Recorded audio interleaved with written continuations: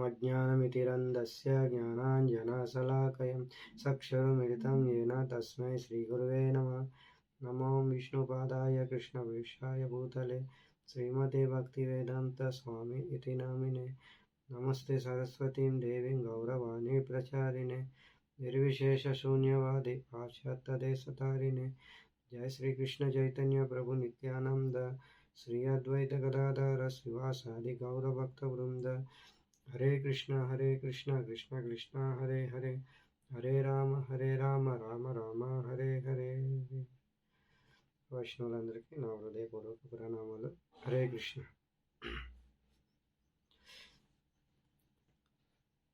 So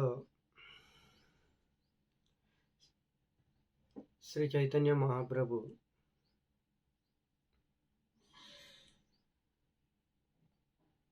మనందరికీ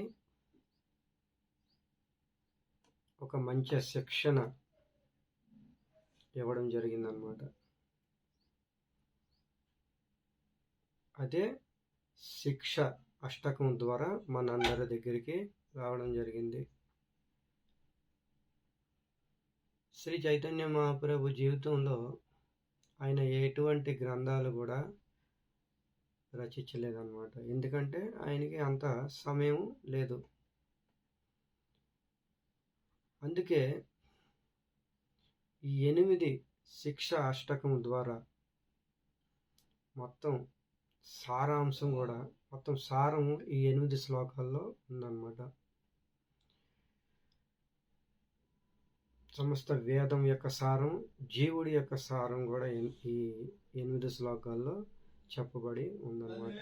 దానికే శిక్ష అష్టకము అని అంటారు. అటువంటి శిక్ష అష్టకంలో మహాప్రభు ఒక శ్లోకంలో చెప్తారన్నమాట. నామ్నా మకారి బహుదా నిజ సర్వశక్తి. మహాప్రభు ఇక్కడ ఏం చెప్తున్నారు? 8 శ్లోకాలు, ఒక శ్లోకం ఈరోజు మనం చర్చించుకుందాం. మహాప్రభు ఏమంటున్నారు? నామ్నాం అకారి. నామ్నా అంటే బహువచనం, నామ అంటే ఏకవచనం, నామ్నా అంటే బహువచనం. నామ్నాం అకారి బహుదా నిజ సర్వశక్తి.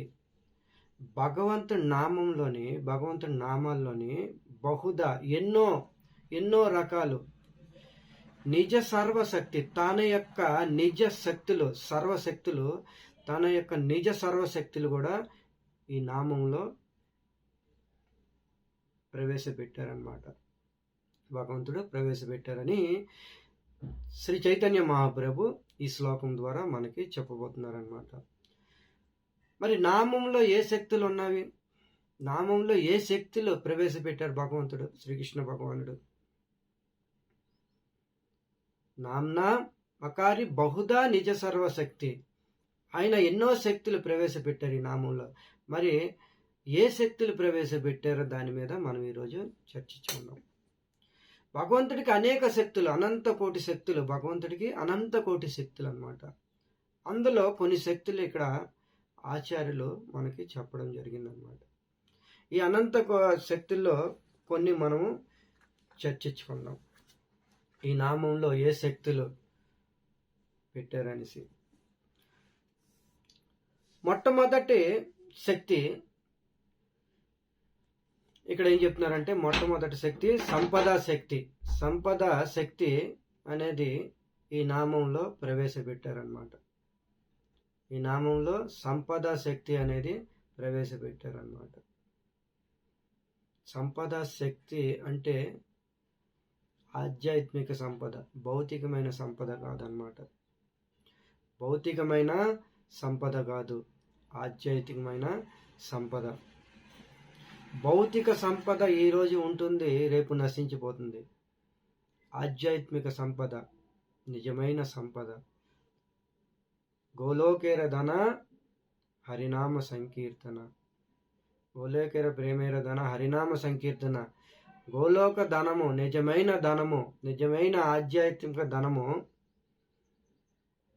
గోలోక ధనము హరినామ సంకీర్తన, నామ చింతామణి. ఇది ఈ శక్తి అనేది ప్రవేశపెట్టారనమాట. ఇది శ్రీ చైతన్య మహాప్రభు చెప్తున్నారనమాట. ఆధ్యాత్మిక సంపద శక్తి అంటారనమాట. దీన్ని సంపద శక్తి, నిజమైన సంపద. ఇది నిజమైన సంపద, ఆధ్యాత్మిక సంపద. ఒకరోజు పరమశివుడి కోసం ఒక వ్యక్తి తపస్సు చేశాడనమాట. ఆ తపస్సుకు మెచ్చుకొని ఆ వ్యక్తికి ఒక వరం ఇచ్చాడనమాట. ఒక వరం కోరుకున్నాడు. ఆ వ్యక్తి ఒక వరం కోరుకున్నాడు. తపస్సుకు మెచ్చుకొని వరం ఇచ్చాడు. ఏం వరం కావాలి కోరుకు అంటే, నాకు పారస్మణి కావాలి అని కోరుకున్నాడు ఆ వ్యక్తి.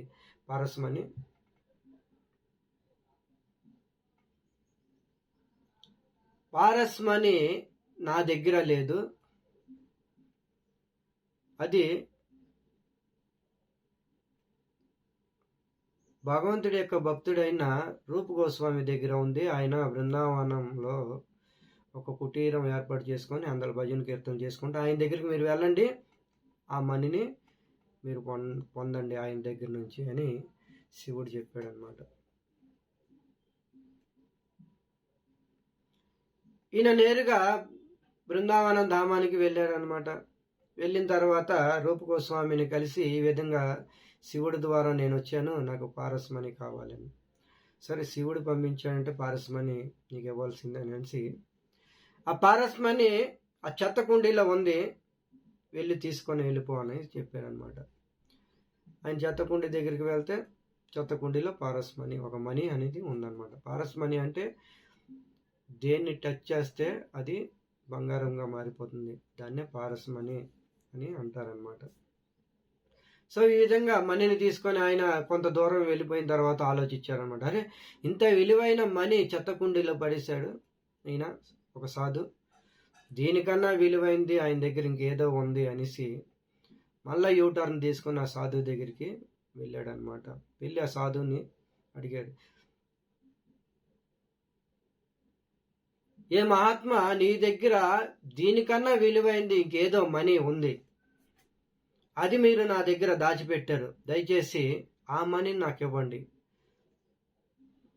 అనేసి అడిగితే ఆయన ఈ విధంగా చెప్పారు, ఆ మనీ నువ్వు పొందాలంటే నువ్వు యమునాలోకి వెళ్ళి స్నానం చేసి స్నానపానాలు ఆచరించి తర్వాత నా దగ్గరికి రా, నేను ఇస్తాను అనేసి చెప్పారనమాట.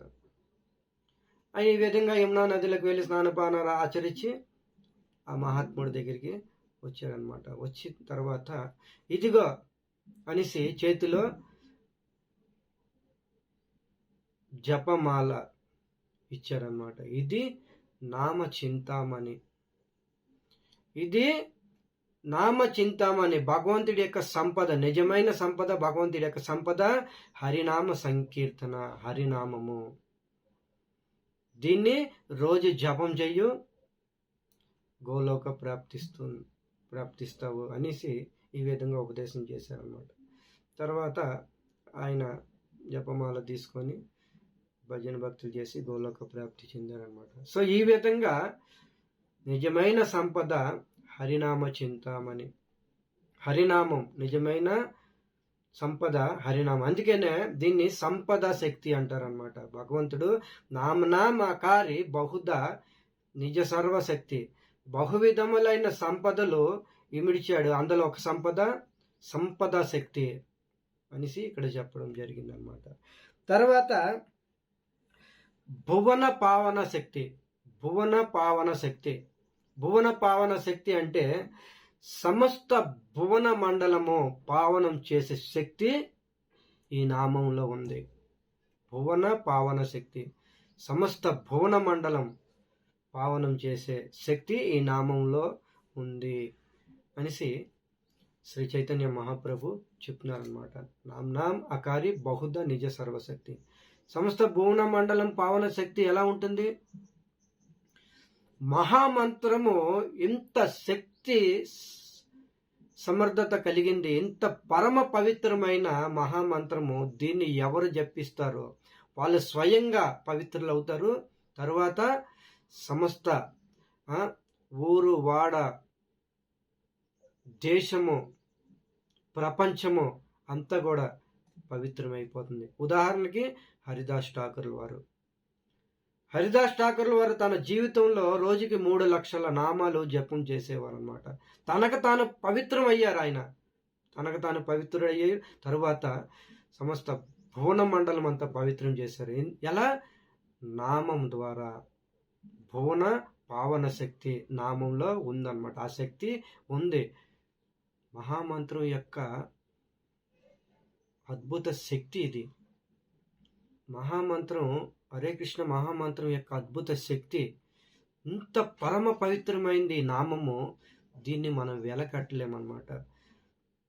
దీన్ని చాలా తక్కువగా చులకనగా మనం చూస్తున్నాం. ఏదో మహామంత్రం అంటే ఏదో ఊరినే వచ్చింది, దీనికి ఏమో మూల్యం చెల్లిస్తే కలియుగంలో విలువ ఉంటుంది.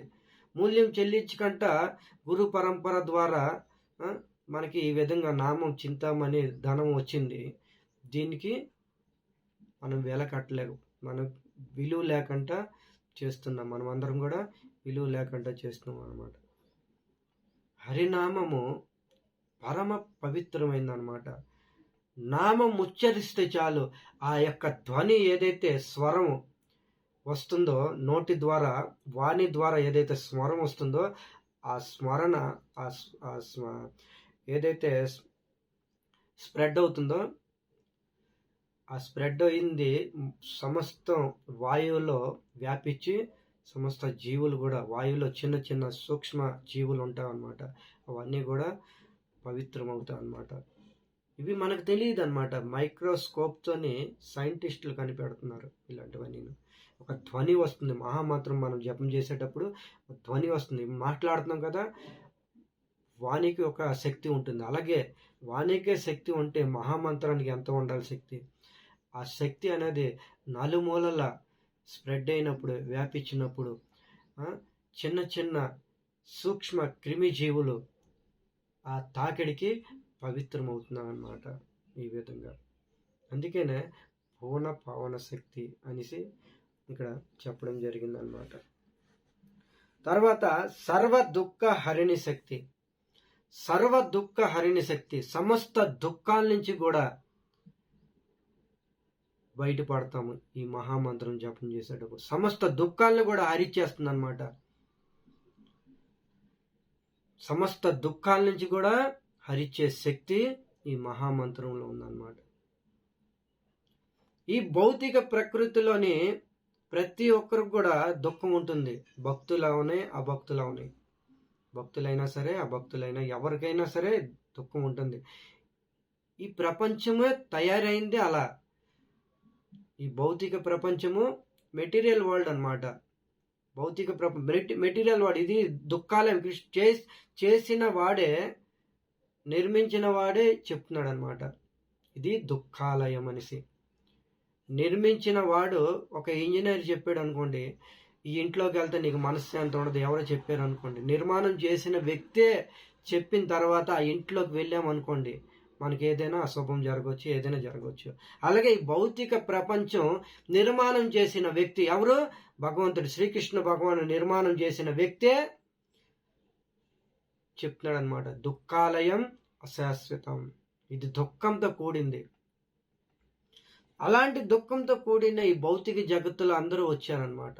ఏదో తప్పిదం చేసి జీవులు వచ్చి చిక్కుకున్నారు ఇక్కడ. దుఃఖం అందరికీ ఉంది, భక్తులకి ఉంది, అభక్తులకి ఉంది. కానీ తెలివి గల వ్యక్తి హరినామం అనే కవచం ధరిస్తాడనమాట. హరినామం అనే కవచం ధరించిన తర్వాత దుఃఖం అనేది వీడికి టచ్ అవ్వదు అనమాట. దుఃఖం వస్తుంది కానీ వీడికి దుఃఖం టచ్ అవ్వదు. ఆ దుఃఖం యొక్క అనుభూతి వాడు చెందలేడు అనమాట. బయటకు మాత్రం దుఃఖం, అందరి దృష్టిలో దుఃఖం అనిపిస్తున్నట్టు కనిపిస్తాడు, కానీ లోపల ఆనందం అనుభూతి చెందుతూ ఉంటాడు అనమాట. దీనికి ఉదాహరణ, బయట పెద్ద వర్షం పడుతుంది, చాలా పెద్ద వర్షం పడుతుంది అనమాట. తెలివిగల వ్యక్తి, వర్షం అనేది దుఃఖం అనమాట. తెలివిగల వ్యక్తి ఏం చేస్తాడు? గొడుగు అనే కవచం ధరించుకొని బయటికి వెళ్తాడు అనమాట. గొడుగు అనే కవచం ధరించి బయటికి వెళ్తాడు. దుఃఖం అనే వర్షము వీడికి టచ్ అవ్వదు అనమాట. తెలివి తక్కువ వాడు, అల్ప మేధస్సు కలిగిన వాడు, ఎవరైతే రివర్స్ డైరెక్షన్లో భగవంతుడి యొక్క శాస్త్ర విరుద్ధంగా ఎవరైతే నడుస్తారో వాళ్ళు ఏం చేస్తారు, గొడుగు లేకుండా నాకేమీ అవదులే నేను వెళ్తానంటే ఏమవుతుంది, ఆ వర్షం పడుతుంది. వర్షం అనేది దుఃఖము. ఆ వర్షం అనే దుఃఖం వీడికి టచ్ చేస్తుంది. ఆ దుఃఖంలో మరికొద్ది దుఃఖంగా మునిగిపోయి పతనమయ్యే అవకాశం ఉంటుంది అనమాట.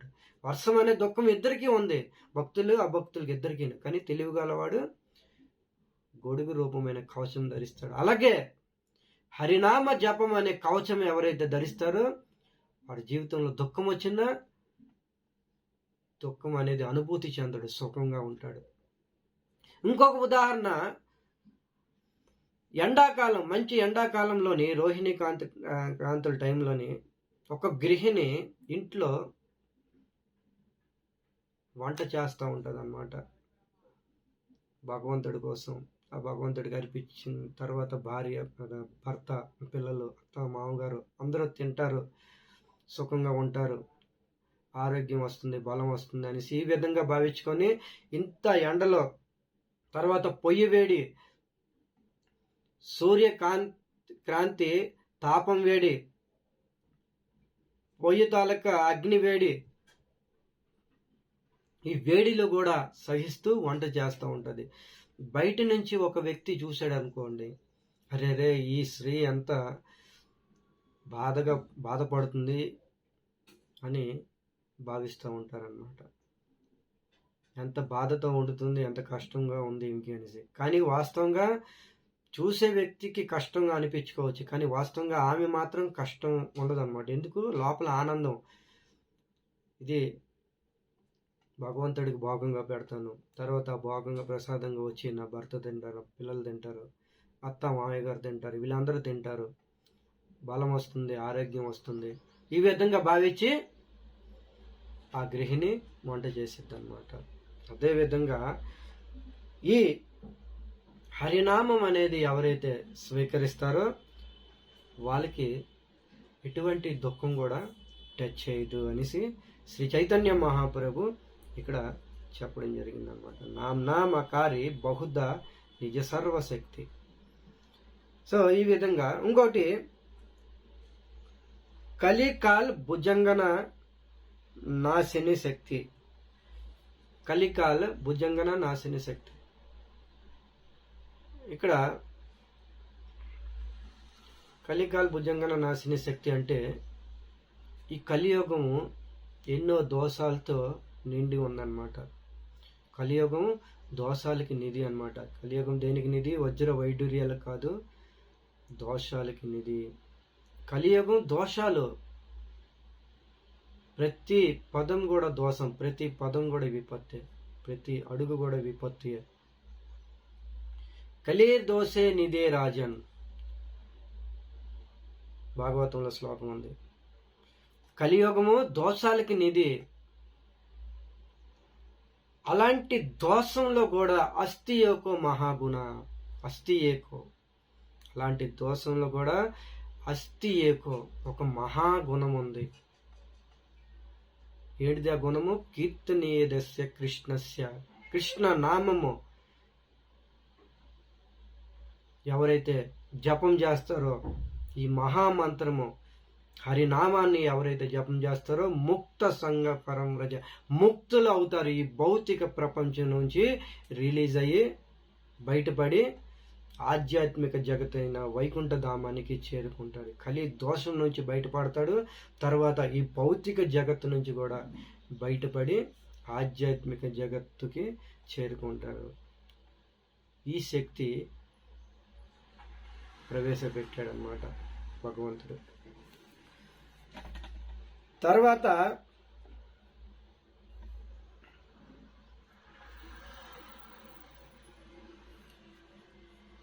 హరినామాన్ని ఎవరైతే ఆశ్రయిస్తారో, హరినామాన్ని ఎవరైతే ఆశ్రయిస్తారో, హరినామాన్ని ఆశ్రయం ఎవరైతే పొందుతారో నరక ఉద్ధారణ శక్తి, దీన్ని నరక ఉద్ధారణ శక్తి అంటారనమాట. హరినామాన్ని ఎవరైతే ఆశ్రయం పొందుతారో నరకం నుంచి బయటపడతారు. వాళ్ళకి నరకం వెళ్ళే అవసరమే ఉండదన్నమాట చెప్తున్నారనమాట. దీనికి ఉదాహరణ అజామిలుడు. అజామిలుడు జీవితంలో ఎంతో పాపాలు చేశాడు, ఎన్నెన్నో భయంకరమైన పాపాలు అజామిలుడు చేశాడు అనమాట. ఆయన జీవితంలో చేయని పాపాలు కూడా అన్ని రకాల పాపాలు చేశాడు. అంతిమన తన కుమారుడైన నారాయణుడికి స్మరించాడు అనమాట. ప్రత్యక్షంగా అప్రత్యక్షంగా ఏదో ఒక విధంగా నారాయణాన్ని స్మరణ చేశాడు. ఈ నారాయణ స్మరణ ద్వారా నరకం నుంచి బయటపడ్డాడనమాట. సర్వ పాప సమస్త పాపాల నుంచి కూడా బయటపడతాడు ఈ హరినామం. తర్వాత నరకం నుంచి, నరక ఉద్ధారణ శక్తి, నరకం నుంచి కూడా బయటపడేస్తాడు ఈ హరినామము అనేసి ఇక్కడ చెప్పడం జరిగిందనమాట. తర్వాత దుఃఖద ప్రావృద్ధ శక్తి. ఎంత పెద్ద ప్రావృద్ధ కర్మలైన హరినామంతో పోతుందన్నమాట. ఎంత పెద్ద ప్రావృద్ధ కర్మలైనా హరినామంతో కొంతవరకు తగ్గిపోతుంది. ఈ హరినామంలో అంత పెద్ద శక్తి ఉంది. మనల్ని అగౌరవపరిచిన వాళ్ళే ఈ హరినామాన్ని ఆశ్రయిస్తే, హరిని ఆశ్రయిస్తే అగౌరవపరిచే వాళ్ళే గౌరవిస్తారు. ఏ సమాజం ముందైతే మనకి అగౌరవపరిచారో అదే సమాజం ముందు మనల్ని గౌరవిస్తారు, సన్మానిస్తారు అన్నమాట. దీనికి ఉదాహరణ మహాత్మా విదురుల వారు. మహాత్మా విదురుల వారికి హస్తినాపుర వాసులు ధృతరాష్ట్ర, దుర్యోధనులు ఇత్యాది వీళ్ళందరూ కూడా కౌరవులు విదురుల వారికి ఎంతో అవమానం చేశారు. ఎన్నెన్నో అనరాని మాటలు అని హస్తినా నుంచి పంపించేశారనమాట. మహాత్మా విదురు తన ధనుర్బాణాలు హస్తినాపుర వాకిటి ముందు పెట్టి వెళ్ళిపోయాడు అనమాట. వెళ్ళిపోయిన తర్వాత తీర్థయాత్రలు చేస్తూ మైత్రేయముని ఆశ్రమానికి వెళ్ళి మైత్రేయముని దగ్గర శ్రీమద్ భాగవతం శ్రవణం చేశాడనమాట. విన్నాడు శ్రద్ధాభక్తులతో. వినిన తర్వాత ఎప్పుడైతే హస్తినాకి పునః మళ్ళా వచ్చారో ఆయన, ఇదే హస్తినాపుర వాసులు దుర్యోధన, దుశ్శాసన, ధృతరాష్ట్ర వీళ్ళందరూ కూడా పూలమాలలతోని సన్మానం చేశారనమాట. ఎందుకు? భగవంతుడిని ఆశ్రయించారు. భగవంతుడి యొక్క ప్రతిరూపము శ్రీమద్ భాగవతం అన్నమాట. భగవంతుడి యొక్క ప్రత్యక్షమైన ప్రతిరూపం శ్రీమద్ భాగవతం. భాగవతాన్ని ఆశ్రయించాడు, భగవన్ నామాన్ని ఆశ్రయించాడు. భగవంతుడిని ఆశ్రయించేవాళ్ళు ఎవరైతే అగౌరవపరుస్తారో వాళ్ళే సమాజం ముందు గౌరవిస్తారు. ఈ హరినామానికి, భగవంతుడికి, భగవన్నామానికి, భగవంతుడి యొక్క ప్రతిరూపమైన శ్రీమద్ భాగవతంకి ఇంత మహిమ ఉంది అనేసి ఇక్కడ మహాప్రభు చెప్తున్న నామకారి బహుదా నిజ సర్వశక్తి తత్ర అర్పిత. ఈ విధంగా అర్పించారనమాట. తత్ర అర్పిత. సో ఈ విధంగా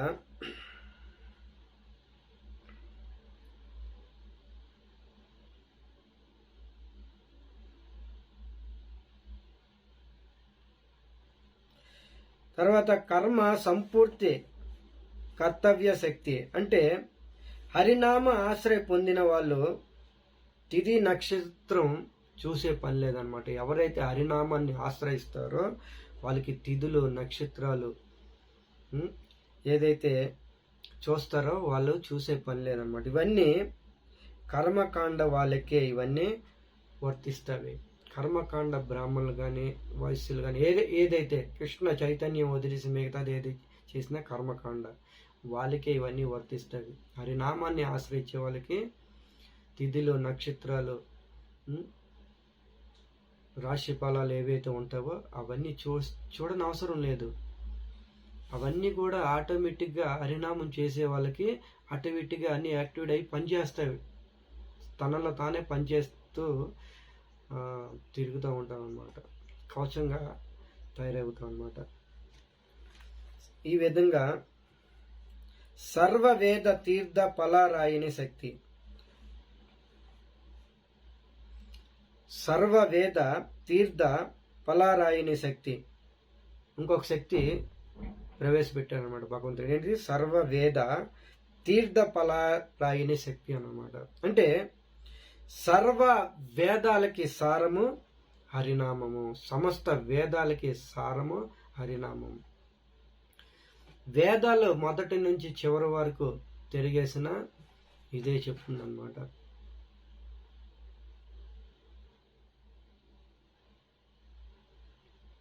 సమస్త వేదాల యొక్క సారం కూడా హరినామమే చెప్తుందన్నమాట. ఈ హరినామము ఈ జపం చేస్తూ ఎక్కడెక్కడికైతే వెళ్తారో మహాత్ములు వెళ్ళే ఆ స్థలం అంతా తీర్థం అయిపోతుంది. దీనికి కూడా విదురుల వారు ఎక్కడెక్కడికైతే ప్రయాణం చేశారో అదంతా తీర్థంగా తీర్థం కుర్వంతి తీర్థాన్ని స్థాం తదైవ గదాభిహి అంటే భగవంతుని ప్రత్యక్షంగా హృదయంలోకి తీసుకొని వాళ్ళందరూ ప్రయాణం చేస్తారనమాట. అలా ప్రయాణం చేసినప్పుడు ఎక్కడెక్కడికైతే వెళ్తారో తీర్థం కుర్వంతి తీర్థాన్ని, అది తీర్థంగా అయిపోతుంది, ఆ స్థలము తీర్థంగా అయిపోతుంది అనేసి శ్రీమద్ భాగవతంలో చెప్పడం జరిగిందనమాట. వాళ్ళు ప్రత్యక్షంగా భగవంతుణ్ణి తీసుకొని వెళ్తారనమాట. సో ఈ విధంగా చెప్తున్నారనమాట. సర్వ అర్థదాయిని, ఇంకొక శక్తి ప్రవేశపెట్టారు, సర్వ అర్థదాయిని. మనం ఒక సబ్జెక్ట్ మీద వీక్ అయ్యామనుకోండి, ఒక సబ్జెక్టు మీద చదువుకునే వాళ్ళు ఉంటారు, ఒక సబ్జెక్టు మీద వీక్ అయ్యామనుకోండి, ఆ వీక్ అయినప్పుడు ఎవరైతే బ్రహ్మ ముహూర్తాన లేచి భగవన్ నామం జపం చేసిన తర్వాత ఆ సబ్జెక్ట్ ఎవరైతే చదువుతారో దాని మీద పాస్ అయ్యే అవకాశం ఉంటుంది, భౌతికమైనా కానీ ఆధ్యాత్మికమైన. ఒకవేళ భగవద్గీత భాగవతం మనకు అర్థం కాలేదనుకోండి, బ్రహ్మ ముహూర్తాన లేచి జపం చేసిన తర్వాత శ్రీమద్ భాగవతం భగవద్గీత ఇత్యాది గ్రంథాలు చదివితే చాలా తేలికగా సరళంగా మనకి అర్థమయ్యే అవకాశం ఉంటుంది. దీనికి ప్రమాణం నేనే. నాకు మొదట భాగవతం భగవద్గీత అర్థమయ్యేది కాదు సరిగ్గా. ఈ విధంగా మా గురు మహారాజ్ ద్వారా నేను విని, మహాత్ముల ద్వారా వినిన తర్వాత బ్రహ్మ ముహూర్తాన లేచి జపం చేసిన తర్వాత శ్రీమద్ భాగవతం పఠనం చేశాను. దానికోసం చింతన మనన చేసేవాడిని. ఏ విధంగా చెప్తున్నారు, ఎలా చెప్తున్నారు, ఏ శ్లోకం మీద చెప్తున్నారు అని చింతన చేసేవాడిని. పదే సార్లు చింతన చేసేవాడిని. ఈ విధంగా ప్రభుపాద్ గురువు యొక్క అనుగ్రహం ద్వారా ఈరోజు ఎంతో కొంత నేను నేర్చుకోవడం జరిగిందనమాట. అంటే శాస్త్రం యొక్క వచనం ఎప్పుడు అబద్ధం కాదనమాట. అందుకని ఇక్కడ భగవంతుడు ఈ సంపద కూడా పెట్టాడు అనమాట. నామంలో ఏ సంపద పెట్టాడు? సర్వ అర్థదాయిని శక్తి. సమస్తం కూడా అర్థం అవ్వాలంటే, అర్థం అయ్యి మనకు హృదయంలో దిగాలంటే బ్రహ్మ ముహూర్తంలో లేసి జపం చేసి దాని మీద చింతన చెయ్యాలి, మనన చెయ్యాలి అనేసి ఇక్కడ చెప్తున్నారనమాట. ఈ శక్తి కూడా ప్రవేశపెట్టారనమాట భగవంతుడు. నామకారి బహుదా నిజ సర్వ శక్తి. తర్వాత జగత్ ఆనందదాయిని శక్తి. జగత్ ఆనందదాయిని శక్తి అనేది ప్రవేశపెట్టడం జరిగింది. జగత్తుకి ఆనందం ఇచ్చే శక్తి, మనసుకి కూడా ఆనందం ఇచ్చే శక్తి కూడా, మనసుకు కూడా ఆనందం ఇస్తుంది, బుద్ధికి ఆనందం ఇస్తుంది, ఆత్మకి ఆనందం ఇస్తుంది, తర్వాత జగత్తుకు కూడా ఆనందం ఇస్తుంది. ఏంటిది? జపం చేసే వాళ్ళు ఎంతో ఆనందంగా జీవితం గడుపుతారు, ఆనందమయులు అవుతారు వాళ్ళు. జగత్తుని కూడా ఆనందంగా చేస్తుంది అనేసి ఇక్కడ చెప్పడం జరిగిందనమాట. జగత్ ఆనందదాయిని శక్తి అనేసి ఈ శక్తి ఈ నామంలో ప్రవేశపెట్టారనమాట.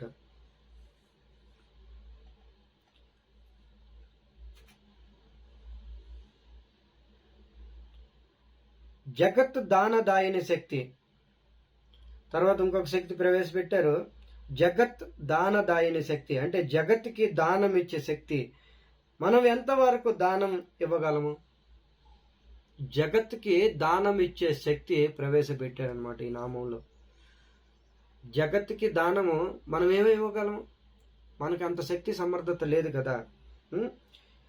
మనము ఏమి ఇవ్వలేము, కానీ హరినామంతో జగత్తుకి దానం ఇవ్వగలము. ఇది పెద్ద దానము.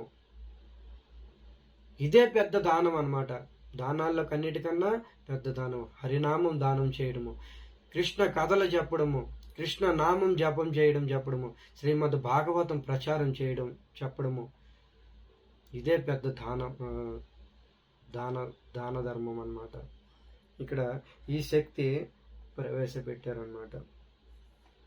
అమిత గతిదాయిని శక్తి. ఇంకొక శక్తి ఏం ప్రవేశపెట్టారు? అమిత గతిదాయిని శక్తి. మనం ఊహించని విధంగా ఈ హరినామం మనల్ని తీసుకువెళ్తుందన్నమాట. మనం ఊహించలేనటువంటి విధంగా మనకి ఈ హరినామం తీసుకువెళ్తుంది. మనం ఊహించలేమన్నమాట. శుద్ధ భక్తి భావనతో హరినామం చేసేవారికి మనం ఊహించే విధంగా ఈ హరినామం మనల్ని తీసుకొని వెళ్ళిపోతుంది. దీనికి ఉదాహరణ వాల్మీకి ముని. వాల్మీకి ఋషి ఒకప్పుడు ఎలాంటి వ్యక్తి? ఆయన బోయేవాడు, జీవరాశుల్ని హింసించి చంపి జీవితం గడుపుతూ ఉండేవాడు అనమాట. అలాంటిది నారద మహర్షి కృప మూలంగా ఆయన ఒక పెద్ద ఋషి అయ్యాడు. తర్వాత రామాయణం రచించి అంత గొప్ప ఋషి కూడా అయ్యాడు అనమాట. ఆయన ఎప్పుడైనా ఊహించుకున్నాడా ఈ విధంగా ఉన్నత స్థాయిలోకి వెళ్ళిపోతాననేసి? మనం ఊహించని విధంగా ఈ హరినామం తీసుకుని వెళ్తుంది అనమాట. దానికి కారణం ఏంటిది? హరినామం. భగవంతుడి యొక్క ఆశ్రయ, హరినామ ఆశ్రయ, భాగవత ఆశ్రయ. నామకారి బహుదా నిజ సర్వశక్తి. భగవంతుడు ఒక శక్తి ప్రవేశించాడనమాట. తర్వాత ముక్తి ప్రదాయిని శక్తి. ముక్తి ప్రదాయిని శక్తి. ముక్తిని ఇచ్చేది హరినామం అన్నమాట. ముక్తిని ఇచ్చేది హరినామం అన్నమాట. ఎన్నైతే రకాల ముక్తులు ఉన్నా కదా, ఎన్ని రకాలైతే ముక్తులు ఉన్నావో, సాష్టి సామిత్య సాలోక్య సారుధ్య నా దీయమాన గురువంతి. ఎన్నైతే 5 రకాల ముక్తులు ఉన్నావో అవన్నీ కూడా మనకి ఇస్తుందన్నమాట. ఈ హరినామం ఇస్తుందన్నమాట. అయినా సరే నిజమైన భక్తుడు ఇవన్నిటిని కూడా దేన్ని కూడా కోరడు. ఇవన్నీ కూడా దేన్ని కూడా తీసుకోడనమాట. నా దీయమానైన గృహంతి. దేన్ని కూడా స్వీకరించాడు అనమాట. తర్వాత భగవత్ ప్రీతిదాయిని శక్తి. తర్వాత భగవత్ ప్రీతిదాయిని శక్తి నామంలో ఉంచారనమాట. భగవంతుడి మీద ప్రేమ జన్మిస్తుంది. ఈ నామం జపం చేస్తూ చేస్తూ చేస్తూ చేస్తూ ఏమవుతుంది? ప్రేమ ఉజ్వలిస్తుంది. ఈ హృదయంలో కృష్ణ ప్రేమ అనేది ఉజ్వలిస్తుంది. ఈ శక్తులు ప్రవేశపెట్టారనమాట. ఇది అపరాధరహితంగా మనం జపం చేస్తే